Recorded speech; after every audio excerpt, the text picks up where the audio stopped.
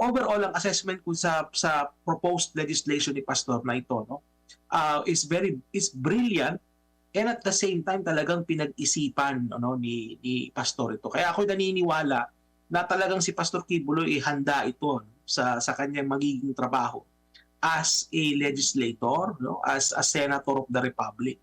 Kumbaga, even before being elected, he already knows what to do, and he already knows kung ano-anong kailangang intervention na kailangang gawin para maisaayos yung problema ng ating bansa.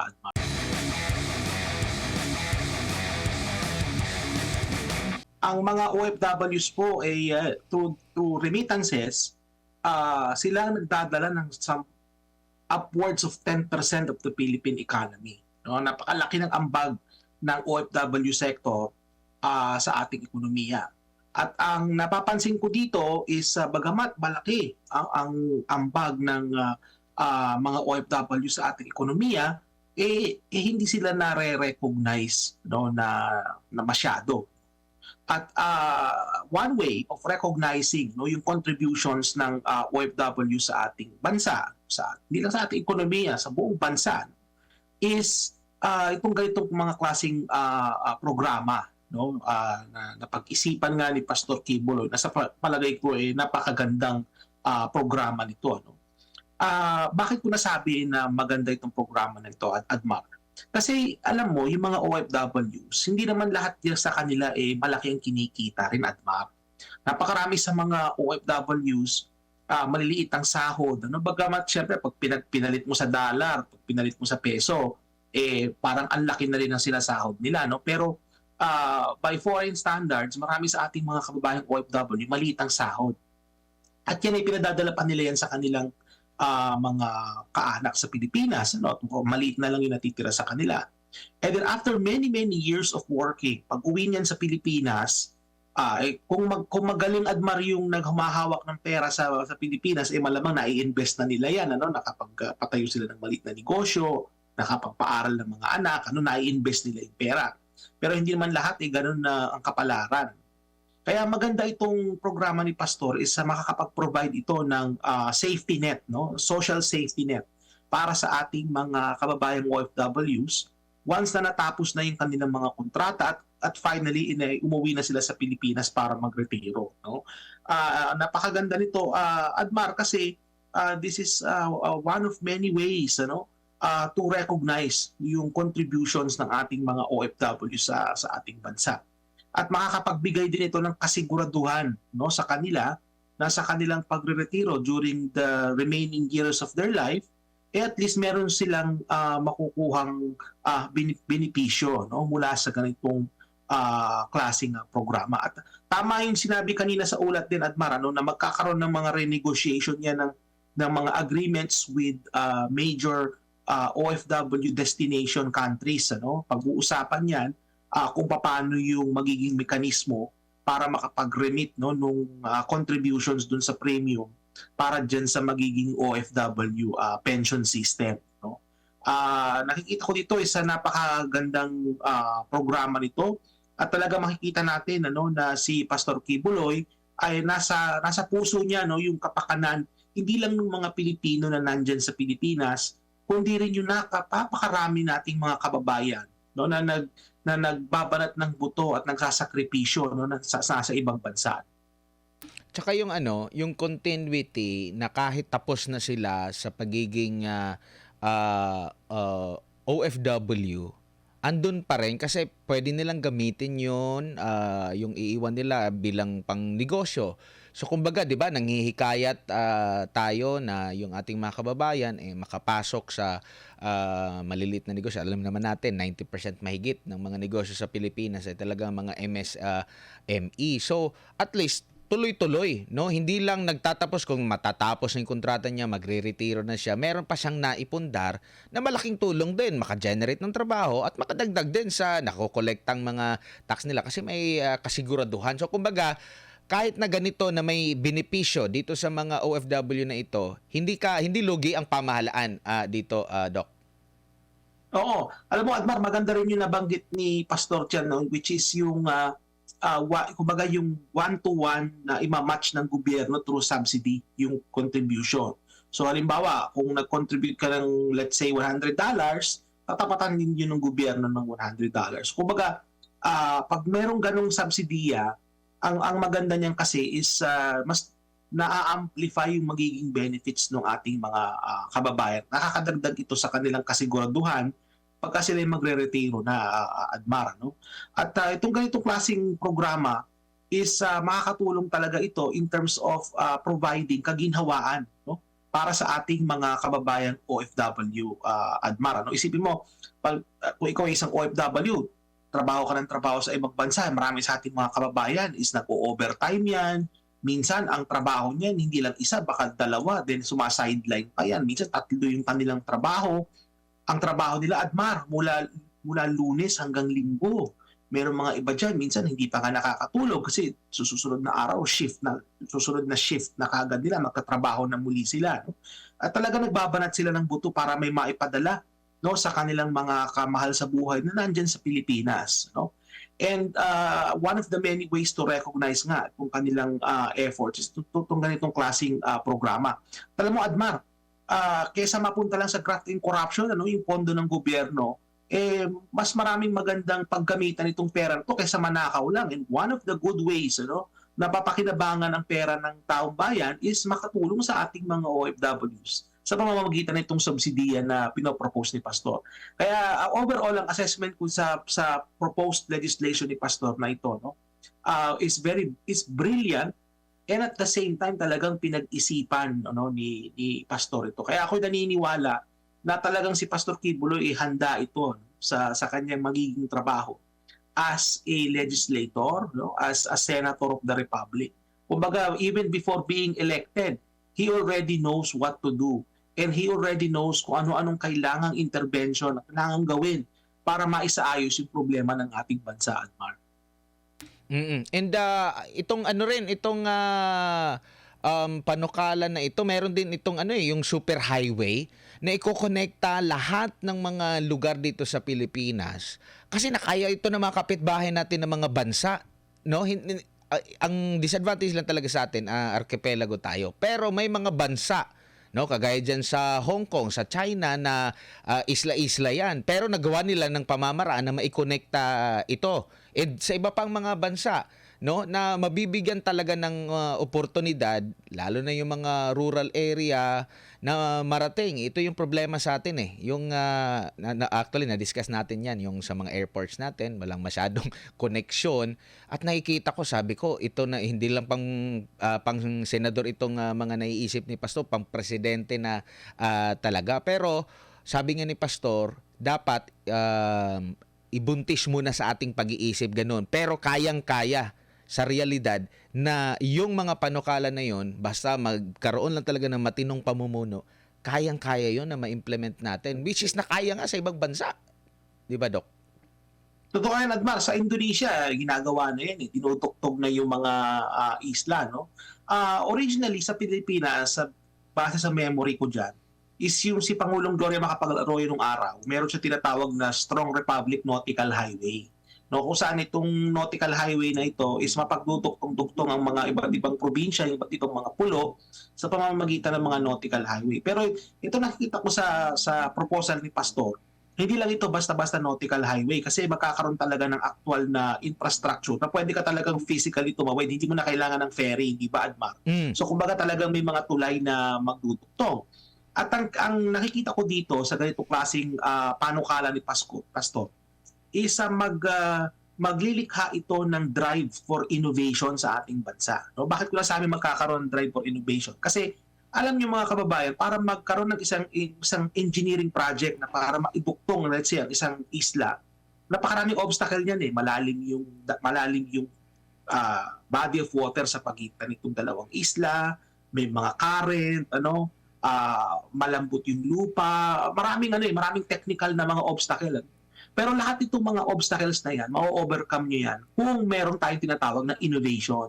So kung halimbawa kung nag-innovate tayo sufficiently para makapagpatayo ng mga mega structure, ika nga, Admar, yan yung tawag dyan, mga mega structure. Sa palagay ko, itong ganitong klaseng panukala ni Pastor, mag-spur ito ng innovation para maisakatuparan nga itong pagkokonekta ng mga iba't ibang mga probinsya sa ating bansa. Kasi yun talaga ang missing sa atin, yung reliable na connection between regions and between island groups, no? Para maging mas lumago ang ating ekonomiya. Kasi isa yan sa mga necessary conditions, Admar, para ma-achieve na ng ating bansa ang long-run growth is magkaroon ng connectivity, magkaroon ng connection para yung ating logistics at supply chain ituloy-tuloy lang ang daloy nito sa ating ekonomiya. No? So yung nakikita ko, Admar, napakaganda itong proposal ni Pastor patungkol sa pagkokonekta nga ng mga iba't ibang lugar sa ating bansa. Kasi naalala ko rin, Doc, panahon ni PGMA, ang kanyang naisip no na pagkonekta sa atin through Roro. Di ko lang alam kung naalala mo ito. For sure, naalala mo to kasi mas bata pa. Teenager pa tayo niyan, Admar. Oo. So kumbaga, yung di ba yung Roro, roll on, roll off, nakakonekta yan sa lahat ng kaya siguro maraming mga point to point na mga no, na mga pantalan na dito. Pero itong kay Pastor, hindi lang pandagat, talagang magkaroon ng tulay at dadaanan yung mga bundok, magkakaroon ng pagbubutas or kung ano man. Pero hindi rin isinasantabi yung para sa ating kapaligiran kasi sayang yung nandun na tayo dun sa, alam mo yung pag-uumpisa ng Duterte administration, yung mga naisip, alam mo yung mentalidad natin na hindi yan kaya, hindi talaga tayo magkakaroon ng subway, wala na talaga yung mga, pero naumpisahan yan kasi nga sinimilan, may political will talaga at hindi iniisip, Doc, na kahit na matapos ito, kahit hindi ako bigyan ng pagkilala, okay lang. Basta matapos yan kasi for the benefit yan sa mga Pilipino. Minsan kasi ang mga leader natin, hindi maiwasan na iisipin, ay, hindi naman ako marirecognize niyan. Ay, hindi ko naman proyekto yan. Pero anong sinabi ni FPRRD yung time na yon na marami mga proyekto na natapos sa kanya, hindi sa kanya na natapos, sabi niya, okay lang sa akin yan na kahit hindi may bigay ang credit, ibigay nyo yung credit sa doon sa nagtapos kasi at the end of the day, yung pagtatapos po, yung napakahalaga, hindi lang doon sa pag-uumpisa. Mahalaga din yung pag-uumpisa pero yung pinakamahalaga talaga, yung resulta. No? So, ibigay yung hindi selfish si dating Pangulong Rodrigo Duterte. Pero yung iba, hindi pa nga nakakapag-umpisa, selfish na agad yung, pagiging selfish na agad yung inuuna, Attorney Doc. Alam mo, Admar, tama ka dyan kasi may mga iba nga, no, hindi pa man din sila nagiging pangulo, inaako na nila, no, kung ano yung mga magiging outcome ng mga proyekto. No? Merong mga ganyang klase tayong mga traditional politicians sa ating bansa, unfortunately, Admar. No? At kumbaga, hindi lang ito credit grabbing, kasi credit grabbing, pakabait nga ni Pangulong Duterte. Kumbaga, ang importante kung sino nagtapos, hindi ba? Kasi actually, pwede namang ihinto kung sino yung sumunod kay PRRD, pwede niyang ihinto yung mga project na yun, hindi ba? Pero tinuloy at natuloy nga. So, ibig sabihin is yung credit din dapat mapunta din dun sa sumunod. So, tama nga naman si FPRRD doon. Kaya lang, syempre, may mga politiko tayo sa Pilipinas na kung saan is kumbaga hindi lang sila nagke-credit grab, Admar. Talagang they will try their best para sila ang para makuha nila yung resources ng ating gobyerno, maipamigay nila yan sa mga tao at ma-claim nila na sa kanila talaga yung proyekto. So may mga gano'n, unfortunately yan. Ang nakikita ko rin, Admar, sa base sa geography ng ating bansa is halimbawa nung panahon ni Pangulong Marcos Sr., naikonekta ang Leyte at Samar. Di ba? So meron tayong tinatawag na San Juanico Bridge. No? Talagang physical na bridge yun. Halimbawa mula Albay hanggang yung southern tip of Luzon, dyan sa may Sorsogon, Albay area, pwede mo i-connecta yan papunta sa Samar. No? So merong ganon. And then mula sa Samar Leyte area, pwede mo rin makonekta yan papunta sa Northern Mindanao. So merong mga possibility na mako-connect yan para hindi na tayo masyadong mag-rely sa hindi na imposible yan, Doc. Meron na ba sa ibang bansa sa pagkakaalam mo dyan? Halimbawa, dyan sa Canada, meron bang isla dyan na naikonekta or sa ibang mga lugar na napuntahan mo? Hindi kasi, Admar, ang example ko nito halimbawa sa Estados Unidos, kung pupunta ka dun sa tinatawag na Florida Keys, which is yung pinakababang-baba ng Florida, meron dong mga grupo, mga pulo-pulo, mga isla na medyo malayo dun sa mismong mainland ng Estados Unidos. Mm. Pero ang nagawa nila diyan kasi medyo mababaw yung dagat diyan eh. So nakapagpatayo sila ng napakahabang tulay para makonekta yung southern tip ng Florida, which is yung Miami na area, papunta dun sa mga isla na yan. Isa yan sa mga pinakamahabang tulay sa Estados Unidos. Pero in terms of sa mga tulay, walang tatalo sa mga tulay na tinayo ng China sa kasalukuyan. Yun nga. Sila ang mga may record ngayon in terms of sa mga pinakamalalaki at mga pinakamahahabang tulay. Kaya nga nakikita ko dito, Admar, isa rin sa mga kinakailangan mangyari is kapag ka nagkaroon tayo ng mga ganitong klaseng programa, no, na iisip ni Pastor, mukhang kinakailangan pa rin ng tulong ng China, Admar. Kasi or ng Japan or yung mga bansa na nakapagpatayo ng mga malalaking infrastruktura na kagaya ng mga tulay na to. Kasi sila yung may technical expertise, Admar, na pwedeng makatulong sa atin para maipatayo itong mga ganitong mga malalaking infrastructure project. Alam mo, Admar, di ba may mga proposal pa nga na i-connecta itong Cavite at saka itong province of Bataan. Di ba? So magkakaroon ng malaking tulay. Yes, Manila Bay. Yan yung, Tama ba? yes, yan yung tinatawag na Cavite-Bataan Interlink Bridge, no? Na dyan mismo, no, na mahabang tulay yun. Hindi ko alam kung ano na nangyari doon. There was a feasibility study that was done, and I think mukhang yung project na yun feasible. So the issue is pondo at saka kung paano maitatayo, sino magtatayo ng proyekto na yan at kung ano-ano pang mga logistical na details. Ano? Mukhang walang update sa gobyerno natin kung anong na naging status noon, ano, itong tulay na yan, na makakat sana yung travel. At alam mo, kung ikaw ay nasa Cavite City, kung ikaw ay pupunta ng Bataan, siguro mga 6 to 7 hours yung biyahe mo kasi iikot ka talaga eh. Iikot ka ng Metro Manila, papunta ka ng Pampanga, papunta ka ng konti ng Tarlac, and then nandun ka na sa Zambales, and then tsaka ka papapasok ng Bataan. Napakalayo. Pero kung meron tayong tulay na ganon, masushorten yung biyahe, kung hindi ako nagkakamali, to 1 hour na lang. So napakalaking convenience niyan para sa ating mga kababayan at para magkaroon ng mas maraming oportunidad diyan sa Bataan area, no, para magkaroon ng mas maraming trabaho sa ating mga kababayan. So isa 'yan sa mga proyekto, no, na nasa palagay ko dapat na magawa at saka yung pagkokonekta nga ng tatlong major island groups natin, ano, kung makokonekta yung Luzon sa Visayas sa Mindanao, no, para talagang maging integrated yung ating infrastructure, Adman. Oo, kasi sa ibang bansa, kapitbahay natin, meron ng bullet train sa Indonesia, Doc. Wala pa tayo. Ay, oo, totoo yan. Totoo yan. Kasi nga, masyado tayo rin umaasa sa Estados Unidos, Admar. Tandaan natin na itong mga ganitong klaseng infrastructure, hindi ito mapoprovide sa atin ng Estados Unidos. No? Kasi nga, wala sila nung ganong know-how and technology para makapagpatayo ng mga high-speed rail.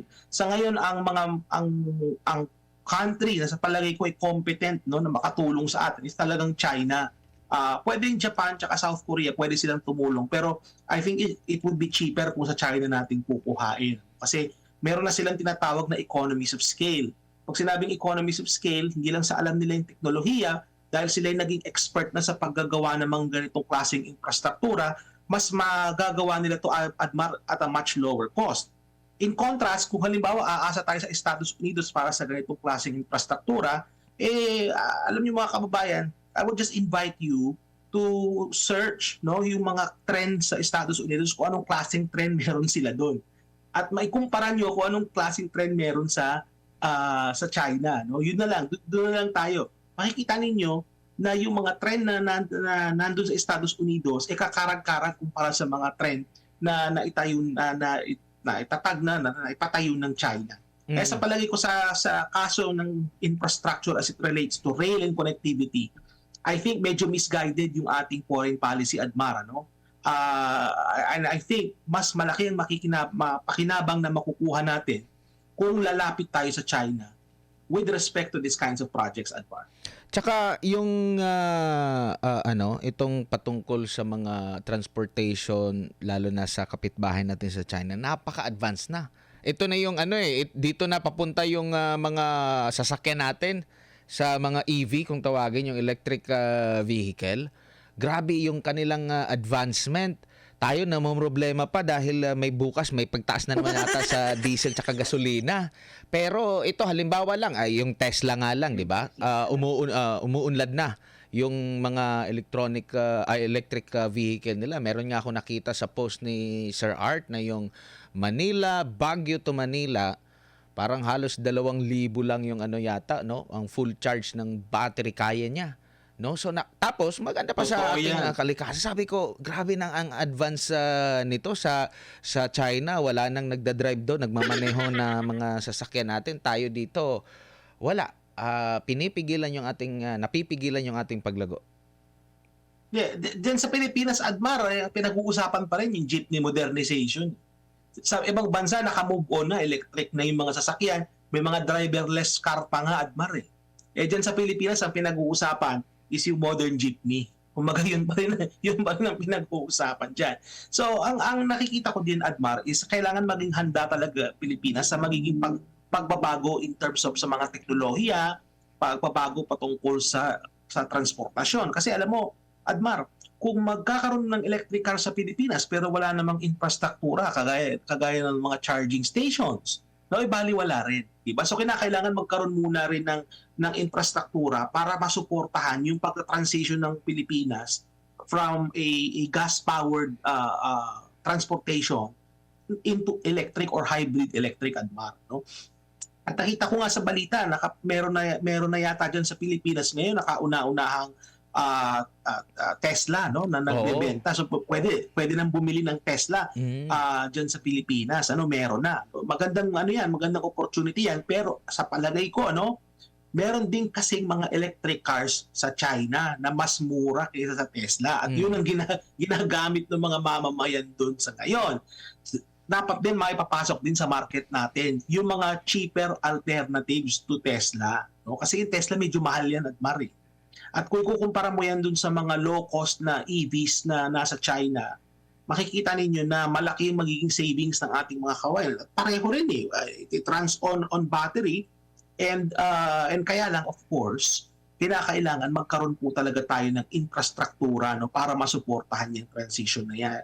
Kailangan magkaroon ng charging stations. Alam mo, Admar, hindi ka naman pwede magmaneho ng electric car mula dyan sa Makati. Halimbawa, papunta ka ng Baguio, pagdating pa lang ng Tarlac, na-discarga na yung sasakyan mo at wala kang mahanap na charging station. So, kinakailangan magkaroon ng sistema para magkaroon ng charging stations, magkaroon ng sistema para, paano halimbawa, kung bibili ka ng kuryente para ma-charge mo yung kotse mo, ano yung mga kinakailangan din na adjustments at kinakailangan mekanismo dun sa financial sector naman natin para ma-accommodate din yung ganyang klaseng infrastructure. So, there are many things that need to be put in place, but I think, base sa nakikita ko, whether we like it or not, talagang doon na tayo papunta, Admar, sa ganyang klaseng transition sa transportation, Admar. Oo nga, pag nagbago yung ating mga leader kasi sila yung sila yung driver sa mga sasakyan na yun sasakyan ng Pilipinas. Correct. Yung ating gobyerno at sila talaga yung yes, may mga iba yung mga may kaya, makakaabutan, makakuha niyan, 'di ba? So needed talaga na kailangan natin every 3 years, every 6 years yung kapangyarihan ng taong bayan andyan para mabago ang tahak, no, yung ating kaya pumili po tayo, dapat maging wais talaga sa pagpili kasi at the end of the day, baka mag-aano na naman tayo, magsisisihan. Ganito, ito kasi baka mabudol na naman tayo, Admar. Yun ang problema talaga niyan. Tapos magsisisihan na naman tayo. Oo. Sisihin mo yung kapitbahay mo, binoto mo kasi si Carpulano. O tinuro mo yung kapitbahay mo, binoto mo kasi si ganito. Ayun, kaya tayo nagkaganito. Pero alam mo, Admar, kahit na sino pa yung ating mga magiging leader, sa banggit ko nga kanina, talagang papunta na tayo doon sa transition, no, na papunta tayo sa mga electric vehicles. It's inevitable. Posible lang sa Pilipinas na medyo bumagal yung ating transition, depende kung sino yung ating iboboto. Pero kahit sino pa yung iboboto ninyo, talagang at the end of the day, we're all going towards the same destination, no? At makikita mo, Admar, napakalaki ng cost savings, di ba? Sabi mo nga, 2,000 pesos lang yung estimate. Oo nga. Na parang total cost, no? Mula Metro Manila papuntang Baguio. Napakalaking savings nun sa ating mga kababayan. Just imagine, Admar, kung yung public transport mo runs on electricity, kung yung mga bus natin, halimbawa, electric yung bus. Napakalaking tipid niyan no, para sa ating mga commuter. Ano? Pero tandaan din natin, Admar, na kailangan sa Pilipinas maibaba yung cost of electricity. Makasave Kasi lang. nga, Tesla nga yung kotse mo. Ang laki naman ng singil sa kuryente, parang baliwala rin. No? Kaya nga, so, nabanggit po kanina, kailangan integrated yan. Kailangan yung infrastructure it's put in place. Hindi lang yung mga charging stations. Pati yung mismong panggagalingan mo ng panggagalingan ng Wala pa nga kuryente. Kaya tayong dapat- nuclear power plant. Puro lang salita eh. It's all talk, no action, Admar. Walang Oh. nangyayari. Ano? Naaawa nga ako dito kay Congressman Cojuangco dahil because he's the one really pushing for nuclear power. Pero napupunta lang sa wala kasi nga imbis na ito ang pinag-iisipan ng ating mga mambabatas, anong ginagawa nila? Nag-quadcom. Anong ginagawa nila? Nag-i-investigate kay BP Sara. Napakaraming dapat gawin at pagtuunan ng pansin ng ating mga mambabatas, mga kababayan. No? But yet, what they're doing is just misplaced priorities po ang kanilang mga ginagawa. So, isipin nyo na lang mga kababayan, kung yung energy nila at efforts no, sa pag-iimbestiga, paghahanap no, ng pwedeng mga mali na di umano'y ginawa ng ating ikalawang Pangulo. No? Nag-fishing expedition sila for evidence na hindi naman nila alam kung saan papunta o kung anong kahihinatnan ng investigasyon na ito. Ano pa bang ginagawa nila? Itong Quadcom. Isipin nyo na lang kung yung efforts nila na mag-imbestiga at maghanap ng mali ano, sa iba, mapunta sa mga produktibo na mga activities kagaya halimbawa no, na pagsasabatas ng nuclear power sa ating bansa. No? Napakalaki po ng sanang magiging pagbabago ng ating bayan. Ang gusto lang Pero siguro dahil nila, ito po ang klaseng mga leader na meron tayo, ito po ang nagiging outcome na. ang gusto kasi nila mabilis ang kita eh. Pag pangmatagalan pa yan, ako, wala yan sa plano Hindi, nila. Atmar, gusto rin nila pang matagalang kita. Hindi Pangmatagalan lang kita. pang Mabilis. oo, hindi lang kita sa kasalukuyan pero kita din sa pangmatagalan para sa kanilang mga anak, para sa kanilang mga pamilya. Kaya nakikita mo sino ba pumapasok sa party list, hindi ba? Parang na if I may use the term, Adbar, nasa laula no, yung party list system natin. Makikita niyo kung sino-sino yung mga kumakandidato, mga anak, mga asawa, mga kontraktor ng gobyerno, mga shady characters, Admar, ang mga nasa party list natin sa kasalukuyan. Kaya nga, kailangan po talaga no, maging mapanuri po tayo no, ngayong election na ito. In fact, this midterm election might be the most important midterm election of our lifetime. No? Kasi nga, nakikita ko dito is this will be an opportunity for us no, para mabago po ang magiging kahihinatnan ng ating bansa. No, kung tayo po ay tuloy-tuloy pa rin nating iboboto yung mga traditional politicians na alam naman natin na napakatagal na nila dyan sa pwesto at alam naman natin na wala silang ginagawa. Kita mo yung mga polisiya na meron tayo. Dapat po talaga maging mapanuri tayo. Subukan natin na maghalal no, ng mga bagong mukha. Subukan natin maghalal no, ng mga tao na alam natin na ang nasa puso nila ang kapakanan ng bawat mamamayang Pilipino, Admar. Tsaka baguhin din natin yung ating mentalidad. No, na hindi lang tayo agad na nagugoyo doon sa mga nabigyan lang tayo ng sardinas, nabigyan lang tayo ng nakakalimutan na agad natin yung for long term. Doc, maraming salamat at good more night na sa iyo diyan. Malamig na ba Oo. diyan sa Canada? Medyo 10 degrees na dito, no? Well, medyo okay naman. Pambagyo na rin yung na yan. Oo, parang bagyo weather lang kami, Admar, ano? Maganda, Admar, siguro sa susunod nating pag-uusap, pag-usapan din natin si Donald Trump. Sige, yung sige. magiging epekto nito sa ating ekonomiya at kung paano magbabago at magre-recalibrate no, yung foreign economic relations ng ating bansa. Maganda pag-usapan natin yan sa ibang Oo, kasi si Trump pa naman, maka-Amerika. So, expect mo na yung mga buhos din ng niya, baka palalaguin pa niya yung mga existing na negosyo at ano bang benepisyo niyan sa Pilipinas. Doc, maraming salamat sa uulitin. Ingat po kayo and advance Merry Christmas. Maraming salamat, Admara. Mabuhay ka at mabuhay ang bansang Pilipinas. Maraming salamat. Si Dr. Michael Bato, isang ekonomista at educator sa larangan po ng economics, mga kapartner.